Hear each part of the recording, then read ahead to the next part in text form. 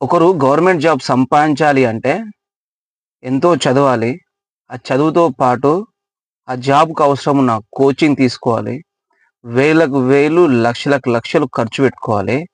అలాగే కుటుంబాన్ని వదిలిపెట్టి ఎక్కడో హైదరాబాదో లేకుంటే కోచింగ్ సెంటర్‌లల్ల ఫ్యామిలీని వదిలిపెట్టి నెలల తరబడి, సంవత్సరాల తరబడి వాడు ఆ గవర్నమెంట్‌కి అవసరమున్న కోచింగ్ మొత్తం తీసుకొని గవర్నమెంట్ జాబ్ కోసం ప్రయత్నం చేస్తే సడెన్‌గా ఒకడు అనుకోకుండా వాడి మీద కోపంతోటో లేదా వాడు బాగుపడొద్దు అనే ఉద్దేశంతోటో వాడి మీద ఏదైనా కేస్ చేస్తారు.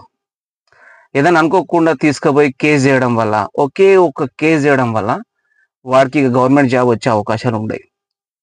అయితే అదే కేసు, అలాంటి కేసులు రాజకీయ నాయకుల మీద ఎన్నున్నాయి? రాజకీయ నాయకుడు గెలవకన్నా ముందు ఎన్ని కేసులుంటాయి?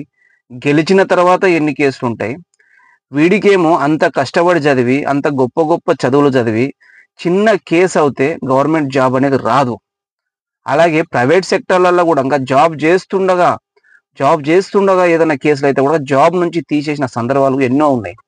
అలాంటిది మన ఈ దేశంలో రాజకీయ నాయకుల పైన ఎందుకు చట్టాలు వాళ్ళని వదిలిపెడుతున్నాయో నాకు అర్థమైతలేదు. ఎందుకంటే ఒక నాయకుడు ఎమ్మెల్యే, మినిస్టర్, సీఎం ఇలా ఎవరైనా కావచ్చు వందల కేసులుంటాయి. కానీ ప్రభుత్వాలు వాళ్ళ మీద ఎలాంటి యాక్షన్ తీసుకోవు.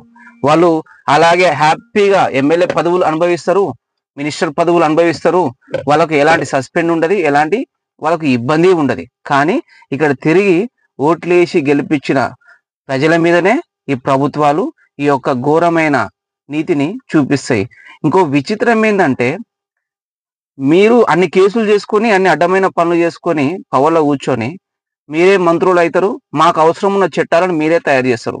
ఏందో ఈ ప్రపంచం ఎక్కడ పోతుందో, ఎవడికి న్యాయం అయితుంది, ఎవడు ఆగమైతుండు, ఎవడు సంపాదిస్తుడు, ఎవడు బాగుపడుతుండు. ఎవనికైతే అర్థమైతలేదు.